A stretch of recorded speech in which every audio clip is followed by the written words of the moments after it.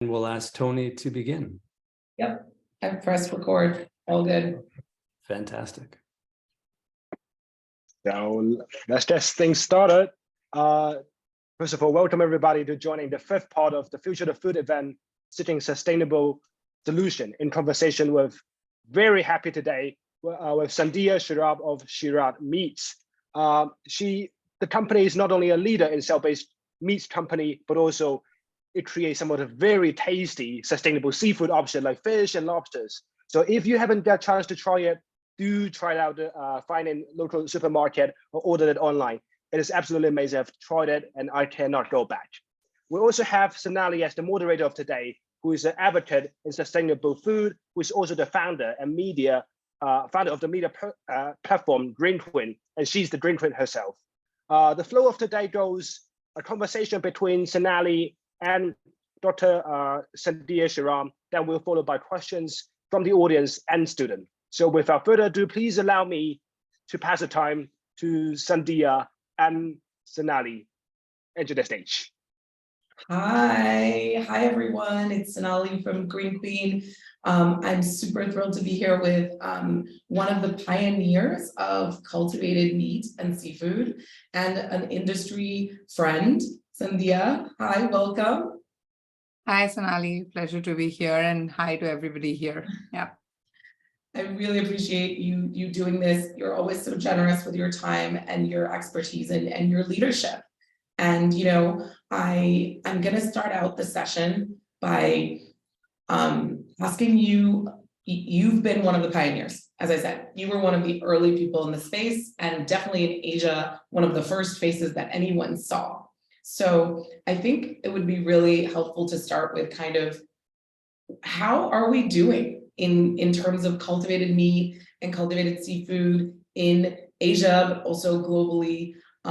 And are we where you thought that we would be when you started? And kind of what's your outlook in terms of timeline for the next few years? Sure, that's a lot of complicated questions. Yeah, pack them in. Questions. Dive in. Yeah. No, I would say I think with any startup, any disruptive industry, any novel industry, you expect more downs than ups. And honestly, when I started in 2018 in this industry, I did not expect things to go as well as it went for specifically Shiok Meats, and the way Singapore brought up the food story 30 by 30 and the amount of funding that went into this industry. And I'm not going to say easy capital raising, but definitely positive capital raising, like really good investors coming in and, believing in this and so on. So I did not expect it to go that positively or that well as we started the company. So I was expecting more down days, very hard days to fundraise and, so on. But in fact, even with the pandemic, fundraising wasn't that bad, even with investors, looking at you only on Zoom and not being able to taste your product or visit your facility. But this was the time when capital was easily available. There was plenty of capital was easily available, and everybody was into food tech, right? But I also tell this, and I used to tell this from day one, the world has a cycle of 5 years. A new technology or industry is extremely sexy for 5 years. And then after that, it doesn't go away. It's still there, but something else is sexy after that. And when we started in 2018, around 2019, food tech became extremely sexy in Asia. Be it your launch of Impossible, Beyond, around the time in 2018, then Omni, and then a lot of cultivated meat companies coming up, Singapore announcing the 30 by 30 story. 2020, they approving the cultivated product, the first cultivated product. So everything was extremely up for this industry. And we are sort of in the tail end of that 5 years, as you can see. And that has come with market changes, funding issues, companies not able to scale, regulatory, going the right way, but still not many companies have got the approval. So I would just say I'm not surprised. I'm not surprised where we are. I'm not surprised the challenges we have faced. I'm not surprised that we have seen the bad days and the down days. What I am very mindful of is over-promising by the industry, over-promising by the research that we're doing, or over-promising by companies. I think the market's correcting itself right now, and we're all I'm going to say we are all in the industry, keeping it truthful right now. But that also comes with the caveat of when you're fundraising, you can't tell an investor that you will make money for them in 20 years down the line. You have to have some sort of a projection in place for them to see their return on investment. So it's quite a complex way where how you talk about timelines, when you launch, when you'll be revenue generating. But I'm not surprised as to where we are. The future of alt protein is 100% there. I don't think it's ever going away. But the next few years are all about who can make it, consolidation. Unfortunately, some companies dying and some technologies dying, but all of that is part of any industry. It is what it is. You can't expect all 100 companies to do well if they start in an industry. So the survival of the fittest, essentially. Yeah. Yeah, I mean, let's kind of like give the audience a few facts. So, you know, cell-based, which is also in the industry, like they like to call it cultivated, is basically this technology called cellular agriculture. And it's one of the 3 main pillars of alternative protein, although now there are many more. And out of 1,000 or so alt protein companies, I would say there's like 100 or so cell-based companies. And so it's very interesting to hear you say that, you know, you didn't think it would go as well as it did. I think it's also kind of fair to say that there was probably a little bit of hype. There was also probably a lot of capital and interest in a field that, let's face it, most of us didn't really understand 5 years ago and didn't really know about. But I mean, would you, in terms of concrete predictions, and I know, you know, predictions are a fool's business, but just to understand from someone like you who's like right in the space, like, do you anticipate there being more companies being founded in cultivated? And do you anticipate more of those companies to be in Asia? Or do you spoke of consolidation, or do you think that right now, you know, people are not going to take the plunge for a cultivated company and just kind of, you know, figure out what's going on in the industry? You know, with the other added kind of observation that it seems like there's also a lot more kind of, I would say, cultivated agriculture support companies coming into the space, like bioreactors or creating a medium or things, or serums, right? So, I mean, do you see more action happening, or do you just think that it's going to be a bit quiet in terms of companies? Yeah, I don't foresee many companies starting up now, especially with the markets now. And I think the whole industry is going through a bit of a skepticism to an extent, like with the scale and the issues that we're facing in funding and so on. So I don't foresee too many companies starting new, but I do foresee ancillary companies starting. Like, for example, you mentioned media, bioreactors, infrastructure. I foresee a lot more contract manufacturing organizations being set up for scale up and for infrastructure for production. And I also foresee a lot more food, like traditional or established food companies coming into this space via consolidation. So that's what I am sort of foreseeing for the next decade or so.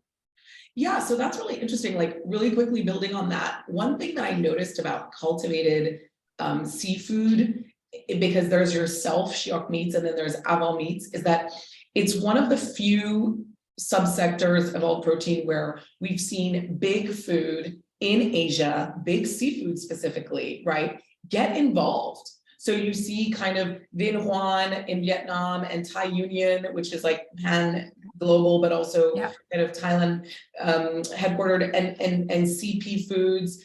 You see them getting involved in cultivated seafood. And I'm just like, I'm really interested in that, because you don't see as many big meat companies in Asia getting involved in cultivated meat. So what's different? And also just add to that, like, if you were speaking to investors right now and you needed to convince them about why should they still be looking at this space? Like, what you said that for you, alt protein is not going to go away. Like, what happened changed? Yeah, I mean, actually, it's a good question. So yes, traditional or big meat producers haven't really gotten into the Asian side, but the Western meat companies have, like Tyson and Cargill. Right. I was specific. They have in the West. Right. But that's also because if you look worldwide, seafood production is mainly in Asia, whereas meat production is actually more in the West, or even meat consumption is more in the West. If you look at the numbers, seafood is the most consumed protein in this part of the world and most produced in Asia. So you have the big leagues like Thai Union, CP, Winhuan, all of them here. And it's interesting because these companies, when they approached us or when we approached them, they said they understand that technology is the only way that they can keep their business long-term. The way they can live up to the demand and the supply chain issues, that they can make sure that their businesses are still alive in 100 years to come. They always know that disruption and technology is what's going to happen. A simple thing, right? One of the companies that we were working with, and they are our investor as well, they initially used to do proper traditional fishing and everything was hand done, like manual, right? They realized 10, 20 years down the line, okay, this is not going to work because we are producing a lot more. We have larger fish farms. Everything has to be automated now. So they set up automated lines for everything from deheading the fish to like descaling them to like processing them, packaging them, all of that. And I've gone to their production facility. It's extremely impressive. It's fully automated, very less manpower, very clean, and very well done.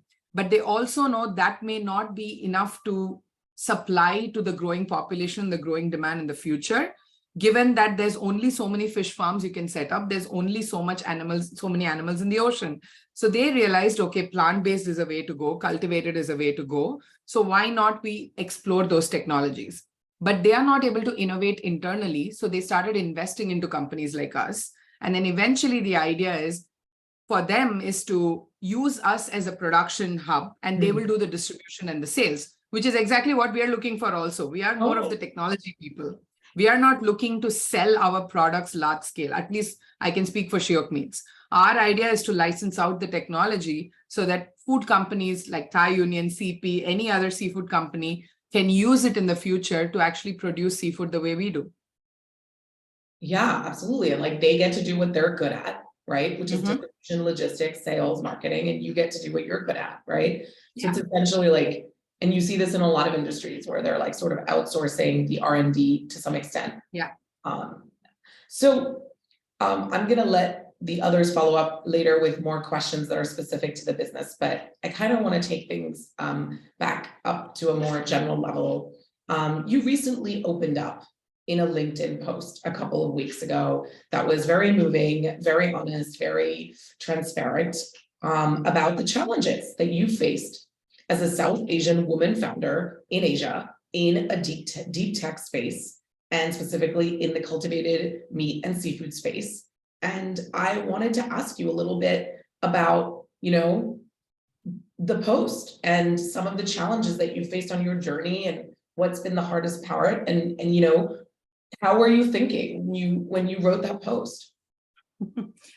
So I have a rule. I don't post anything when I'm emotional, when I'm angry, when I'm bitter,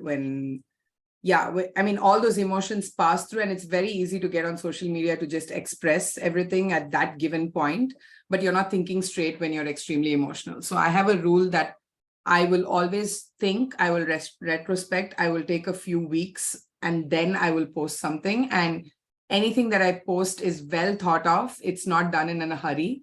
It's I write it, I read it, I go through it, I go back and edit it. And then, I don't want to hurt anybody. That's my ultimate aim at the end of the day. But I also want to be sure that I can tell what is my opinion. And I don't think everybody needs to have the same opinion or agree with me or disagree with me. I think most of them will disagree with a lot of things that I say also. But it's my point of view, and I want to make sure that I'm able to voice it, because I also realize there are 500 people that are not voicing it, and they're struggling with the fact that they have to keep it within themselves. So I'm also mouthing the 500 people that are probably going through the same thing that I'm going through. So that's sort of it. And over time, I've realized that people actually appreciate my candidness and openness. It's not very easy as an Asian to do that. Actually, in Asia, it's not very well appreciated. In fact, when inspires me a lot. Yeah. So when I did I think as Asian women, we're taught, not to share about our feelings in a public forum. It's the opposite. We're taught to kind of, prepare a careful image of positivity. Yeah, I mean, I've been told by a lot of people in Asia that don't share your troubles, like share only the good things. And I said, well, that doesn't inspire anybody. You have to, when people say on Instagram or social media, we show only the good part of our lives and we don't show the bad part. I'm like, share everything, right? Like, especially if you're an entrepreneur and people are inspired by you, they should know what you're going through always, like all the things, the bad, the good, the ugly, the best, the better, and everything. And like I said, I don't post when I'm bitter, angry, or emotional. So I think a lot. So that post took me 3 hours to write. And it took me a lot of editing. It took me a lot of back and forth. It took me a lot of things like, should I do it? Should I not do it? What will that person think? What will this person think? What will investors think? What will the media think? All of that. And then I said, you know what? I need to listen to myself for once. And then let's just do it because I have things to say. And it is honest things that I've been going through. And I personally put it there. It's my opinion. It's my experience. It's personal. And it doesn't have to essentially agree with all of you.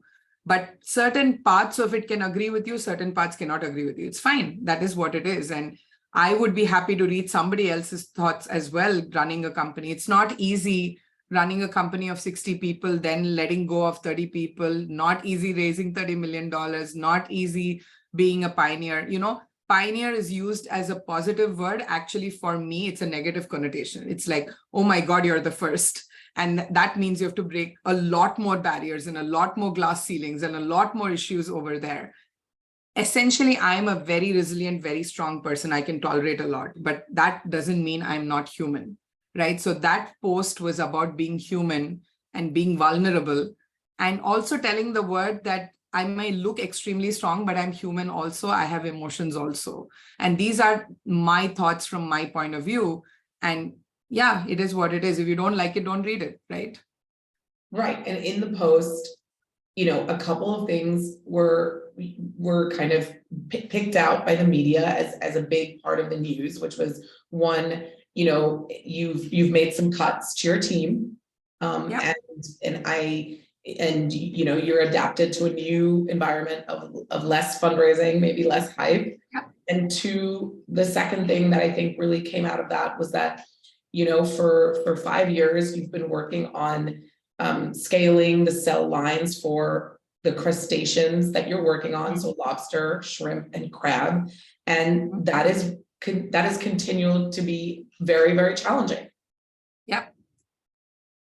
Yeah, so I think it took us, around last year, we realized, okay, seafood is going to take longer than what it is. And by then we had already acquired the red meat company, Gaia Foods. And honestly, when we acquired Gaia Foods, it was strategic, it was opportunistic, but it was also plan B for us from day one. Okay. It was the fact that, okay, seafood is going to take time. And to give a background to everybody listening here, seafood in general doesn't have any background research. Like if you go to PubMed or you go to Google, you can't really find any research on stem cells of seafood because stem cell research was done on animals that are closer to humans, like mammals, so that you understand human biology for human diseases and cancer treatment and all of that. So nobody really looked at stem cells from shrimp. Like, why would you do that? Shrimp is not closer to humans anyway. So when we started Shiok, it was a clean whiteboard. As a scientist, that's super exciting because that means you can make new discoveries, new IP, new patents, all of that. But that's also not the best start for a startup or a company which needs to make money in the 3 years, 5 years, 10 years, whatever it is. So I think we went into it. We went into it knowing that it's going to take time, but we thought it would be about 4 or 5 years till we figure it out. But last year it was the 4th year, and we said, okay, let's take a pause here. We have tried as much as we can with scale, and it's not working. We are facing some issues that we cannot predict that we would face, because unless you scale up to a certain extent, you will not know. Only when you reach that destination, you know there's something wrong there. And then you have to figure out a different path to go, or, and so on. So we said, okay, we went 2 steps forward, but we also went 6 steps backward. So let's put a pause there. Let's figure out that first step or second step again. But in the meantime, we are a startup. We have raised cash. We are answerable to our investors and the stakeholder community in general. Let's try to see what else can be accelerated. We thought of many other things that we could do with our technology, but then we said we have red meat. Red meat is a more established, studied technology. There are many companies that are doing red meat closer to commercialization. So why not push that? Even though it's not the most competitive, most unique technology, let's do that first. In the meantime, let's figure out seafood. Nobody's stopping seafood. We are not stopping working on seafood. We just need more time. And so that was a conscious decision that we made in the company to see what can be our first product. Survival of the company is very important. For me, it came to a point where as a CEO and a founder, I was like, should I run a company for X amount of time with 60 people? Should I run it for 10X amount of time with 10 people? So I would choose the latter, right? I want the company to survive, the business to survive, the technology to survive. So it has been hard. It has been extremely hard, as you know, from my LinkedIn post. But I think at the end of the day, my fiduciary duty is to the company and the business. So I will make what is most, the decision that I make is to the company, not for me, not for individuals. It's for the whole as a company. Thank you. Thank you for your honesty. And that was great. I really appreciate it.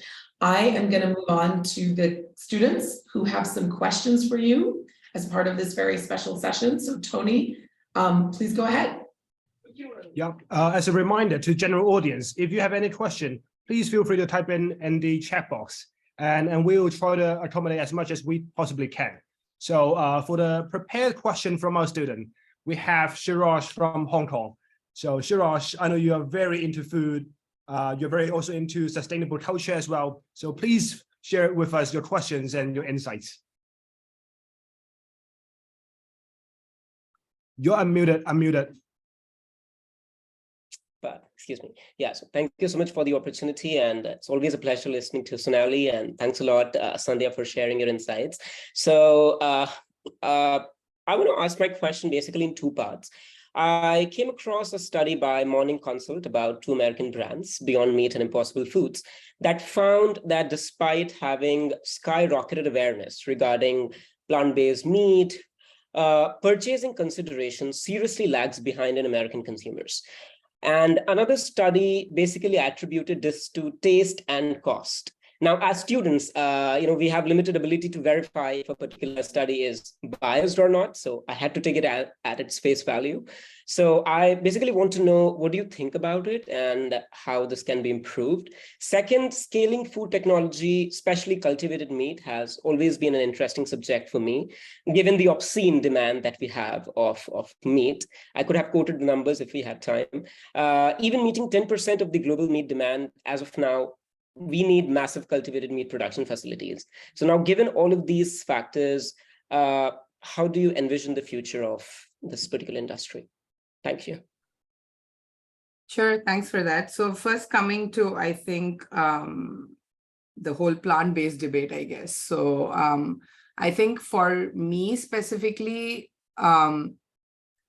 this whole industry is less than a decade old. So, we didn't get smartphones in just a decade. It took more than 2 decades to get smartphones. Electric cars took a couple of decades to get there. So I think we're just at the start of the industry.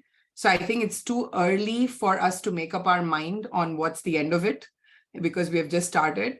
I think every company, every version 1, version 2 of products are never going to be the best. But the key is for those companies and entrepreneurs to listen to the consumers as to what they want, what it is, and so on. At the end of the day, it's food. Food is emotional. Food is not a product that we just buy. Food is something that we create memories with. It's part and parcel of our life. We eat it twice or thrice a day. It's emotional, it's important, and it's very price sensitive at the same time. In fact, what we have looked at is we have found out that when consumers think about food, the first thing they think about is taste, then it's price, then it's nutrition, then it's sustainability and impact. Sustainability and impact is never the first thing that anybody thinks about. Everybody thinks about taste and familiarity with taste. And what I mean by that is whenever somebody asks us, is your cultivated shrimp exactly the same as traditional shrimp? I'd say, I'd like to say that it's exactly, but I don't think I can ever make an exactly similar shrimp to traditional shrimp. Even in traditional shrimp, shrimp A versus shrimp B is never exactly same. Like there is difference, but only super tasters can, taste that. It's not like regular consumers can.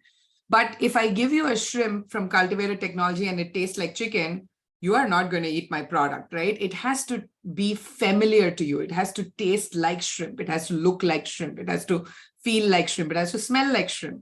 So I think at the end of the day, this whole industry needs a little more patience, a little more openness, and a little more time from the consumers, from the industry, from the investors, from the whole market, because we are working in an industry that's multi-trillion dollars. It is not going to change overnight.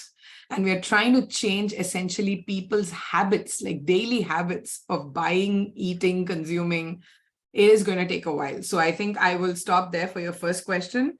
For your second question, scale, again, it ties back to the fact that the cultivated industry is actually less than a decade old. It started off in 2014 with the first burger that was made for $300,000 by this Dutch professor. And the first company was founded only in 2014 or 2015.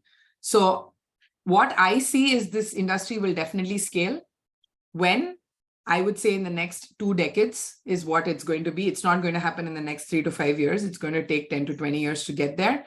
But I don't see us not scaling. So I hope that answers. Thanks a lot. Sure. Thanks, Shiraj, for the question and of course the answer as well. So coming up next, we have another student from Hong Kong. Clara, it's your turn. Clara, go ahead. Hi, can you hear me? Yes. Okay. Oh, it's very nice to meeting all of you. And my question is that, well, we all know that circular agriculture, it's like it has a lot of benefits. Like it's good for the environment. It's good for like a humanitarian cause and everything. But every time when there's new technique pops up, like some people must ask questions like, what about the like original producers in the industry? I'm not talking about like factory farming, those producers, but I'm talking like traditional farmers. Like, I just wonder if your company has ever engaged like into programs into protecting those farmers, or what is your vision about like, how is your company going to give an impact on these traditional farmers? Yeah, thank you. Sure. Actually, first thing first is the percentage of traditional farming is much, much, much lower nowadays because of the invention of factory farms, for lack of a better term. So that's first, but I am extremely mindful of these farmers because their livelihoods depends on what they're doing. The idea is not to disrupt these traditional farmers. In fact, the idea is to enable them or empower them with better technologies. And as part of that, I don't want to talk too much about it because it's not my company, but you can go Google Respect Farms. So they are essentially a group of people or a collective in the Netherlands that are essentially working with these traditional farmers that you're talking about to set up cultivated farms in their land itself. So they have managed to convince 3 very large or very traditional farms, pig, if I'm not wrong, they're pig and beef farms, to actually pork and beef farms, to actually give them 5% of their land to work with companies like us to set up cultivated farms there. So this is a first start. I think it's not been easy. It took about a year to even convince those 3 farmers. But then it's a lot of education of them and explaining to them that we are not out there to get them or to close them down. We are there to enable them, educate them with a better technology. Because at the end of the day, like I mentioned to Sonali, we are the technology people. They know how to sell products. They know how to distribute it. They know their consumers. So we want to work with them to make it happen. Is it going to happen overnight? Not really. It will take a decade or so to transition into that as well. And also it will happen only when we are at scale. There is no point trying to convince all traditional farmers now itself because we don't have the tech to scale yet. They also have to see the scale and we have to be comfortable showing them the scale to get there. Okay. Yeah. Thank you so much for your answer. Thank you. Yeah. So we not only have students from Hong Kong, we also have students all the way from Melbourne. Abraham, it's your turn to ask your question. Feel free.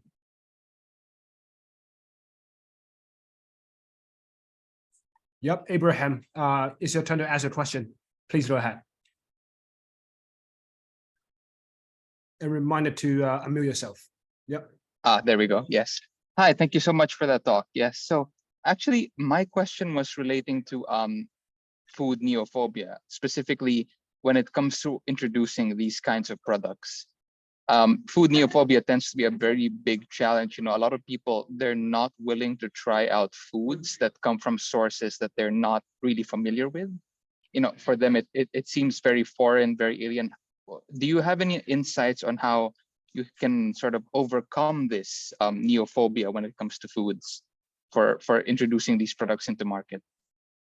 Education, education, education, nothing else.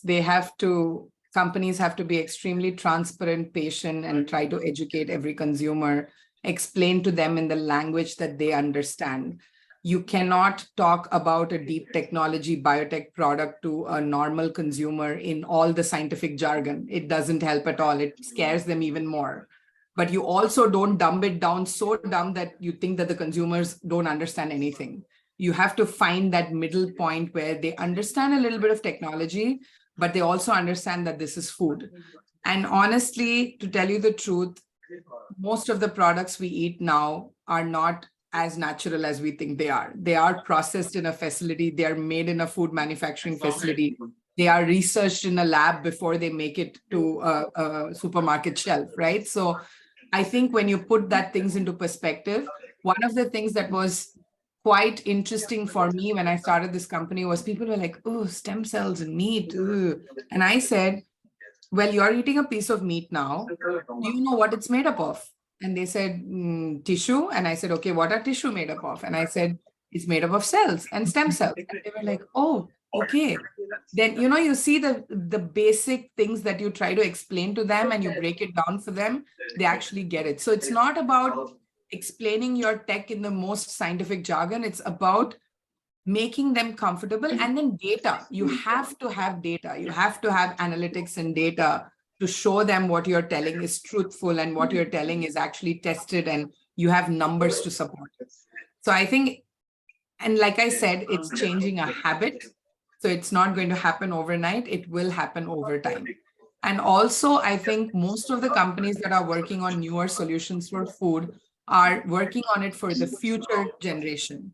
So it's time now to educate the younger population, like the school students and so on, and make them understand that this is not so unnatural. It is part of life, and this is what they are going to be consuming in the future as well.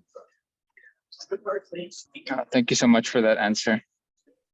Thank you again, Sandhya, and for you student who raised that question. So coming up next is, I see plenty of chat questions. So I'll pass the time to Sonali. For those who haven't followed Sonali for a very long time, she's an advocate in sustainable food and also sustainable culture in general. Alternative food being one of the biggest advocates, not only in Hong Kong, but also the world. So Green Queen, the time is yours.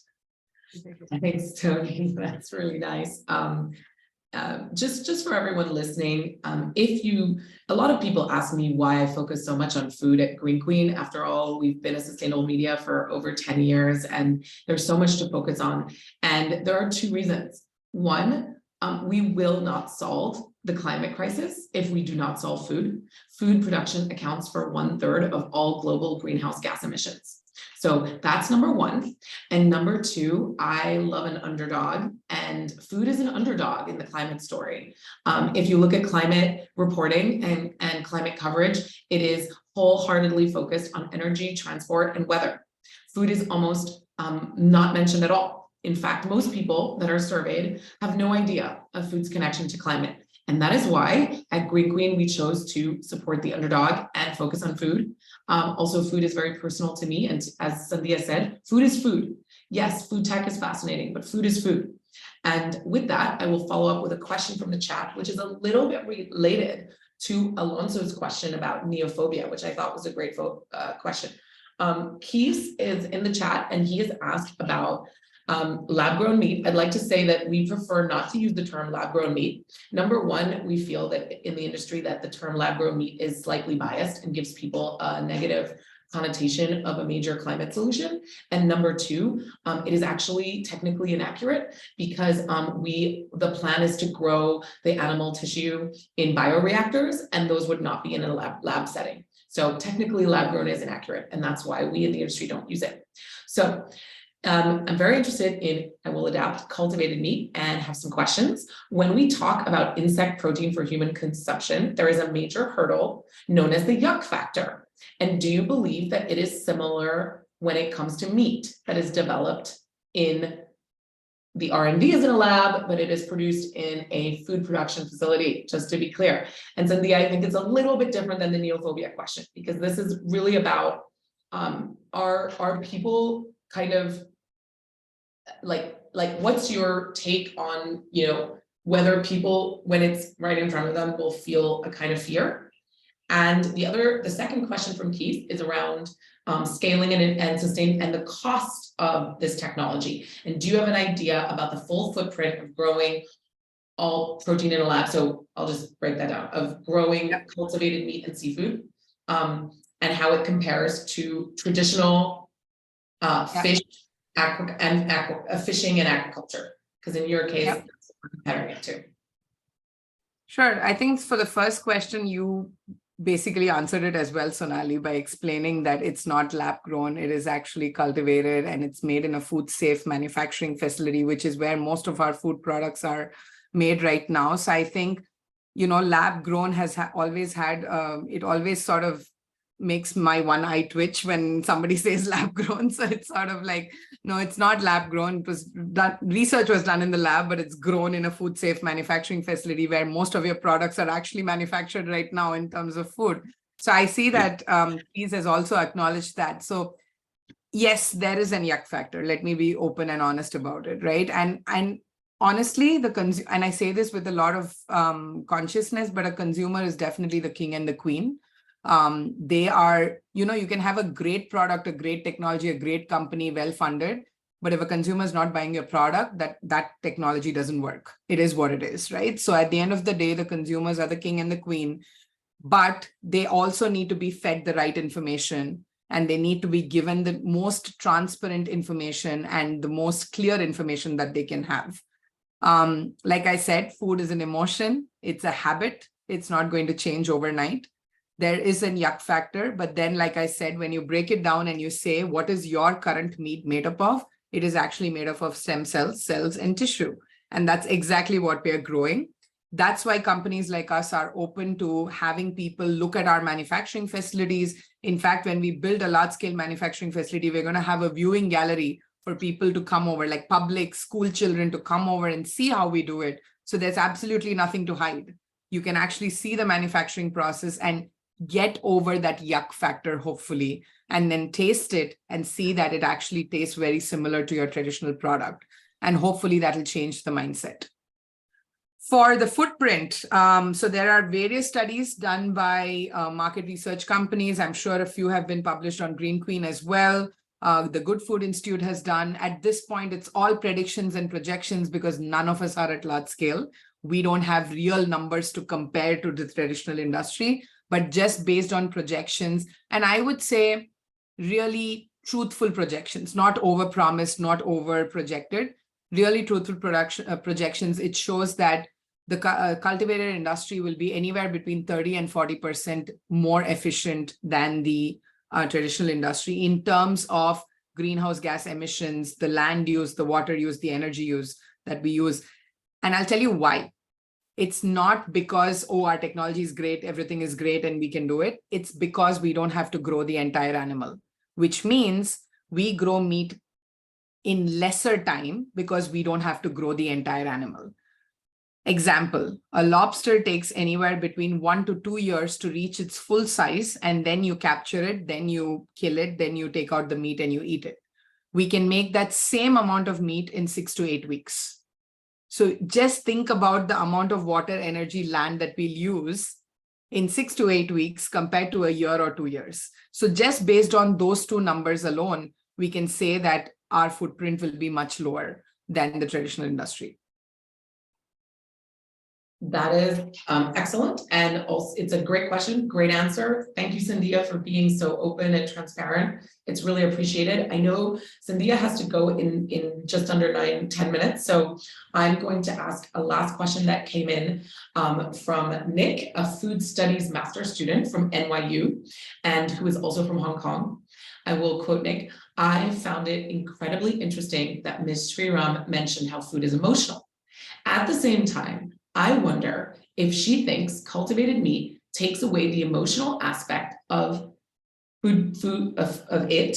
For example, the preparation of food and our emotional connection with nature and animals. For example, in certain religions, there's the concept of halal and kosher. I have to say, Cynthia, I mean, I know you and I have been asked a lot of questions about cultivated meat. I would say this is one of the more interesting ones, right? Around halal and kosher, and because obviously that involving how the animal is killed. So yeah, what say you? For me, honestly, like I said, this technology and this product is for the future generation. And when I asked my son, who's about 9, when I asked him when he was 7, where does your meat or fish come from? He said from the supermarket shelf. So that's his emotion, right? So his emotional connection to food is from a restaurant or a supermarket. In fact, I had to take him to a farm to like show him that this is where your milk comes from and this is where your meat comes from. I think that question from Nick holds good for our generation or probably like the next generation, but the ones after that, the younger ones, I don't think they have as much an emotional connection to food as we think we do. We have it because we have seen animals, or we have had farms where we have had animals and then we have, used them for our food produce. I don't think the younger generation is having access to that. For them, it comes out of a carton or a box or a supermarket shelf. That's pretty much what it is. So, like I said, it's a habit, yes, but it's also a new habit for the future generation. In fact, one of the talks that I attended, I think an entrepreneur was saying that eventually in about 50 years' time, it'll be in history books that meat came from dead animals. What we are doing now is what will be the younger generation or the newer generation that is probably not even born yet will actually only know that meat comes from a cultivator or a bioreactor, but they'll know that in history it used to come from animals. So I don't know if that answers the question. Absolutely, that's a great answer. I love it. We have another question that was posed by Isha Pillai, and I think this will be our last one. And hold on, I'm getting a message that we should, does anybody want to ask a question live? Otherwise, I will ask Esha's question in the chat. You have 10 seconds if you want to go live. Okay. So my question is, how do you think? Could you put your video on, please? Sorry, but I don't have that option really. All right, could you introduce yourself, please? Yes. So I'm Isha Pillai and I come from CIS in Dubai. And my question is, how do you think your company can make an impact in the industry, and how has it influenced other companies to cause a change, and by what percentage or rate? Okay, I don't have a quantifiable answer to that for sure, but what impact are we making? As much as we can at this point at the laboratory or R&D scale that we are. So I don't have a number or I can't put a finger on a number per se. In terms of have we sort of impacted or inspired other people? Yes, I would like to say yes. I have seen a lot more companies come up in the Asian space, at least in Asia, Southeast Asia, looking at what we have done and also trying to help like, for example, we are a cultivated seafood company, but like Sonali mentioned, there are other ancillary companies in this industry that come up with help us with infrastructure or ingredients or, hiring, even like recruitment, for example. And we have seen that these companies have come up in the last couple of years to help companies like us. And they have told us that one of the reasons we set up was looking at you guys, but like at Shiok specifically. So I think I'd like to think that we have inspired, and we hopefully will inspire more people to make that shift and change over time. Yeah. Thank you. Oh, Cynthia, you're such a rock star. You're definitely one of my heroes in the space. I have enjoyed being inspired by you for 5 years now, and many more to come. Thank you so much for your time. I know you have to leave soon. Tony, do you want to say a few last words? think I that's it. just want to take 30 ahead. seconds to clarify something. Sorry, Tony. So Tony did mention in the starting that he has eaten our products, which I'm quite surprised by because we are not in the market yet. So we are not commercial yet. I don't know which shiok product did you eat, but shiok is a very common term used in Malaysia and Singapore. It actually means delicious or fantastic. So there are shiok, like some brands do have shiok in them. We are called shiok meats, as you can see here. But we don't have our products yet, but hopefully in the next couple of years, you all can taste it. So if you see any other shiok product, it's probably not ours. So Absolutely. Yeah. So everybody stay tuned to the real shiok meats, the real pioneering. So thank you as well for Thank sharing you. not only the journey as an entrepreneur, but also as a pioneering in this industry. We absolutely have learned a lot, and please stay tuned to our next event. Equally amazing, equally exciting, and equally insightful. So that wraps up for today. Thank you, everybody, for attending this event. Thank you, especially Sonali and Sandria for thank you. Good advice. Thank you, Sonali. It was good to see you and good to see you all. Thank you so much. good. And thanks for your time. And thanks, Dr. Okay, Justin bye. Robertson for always organizing these great events. More to come. Bye, everyone.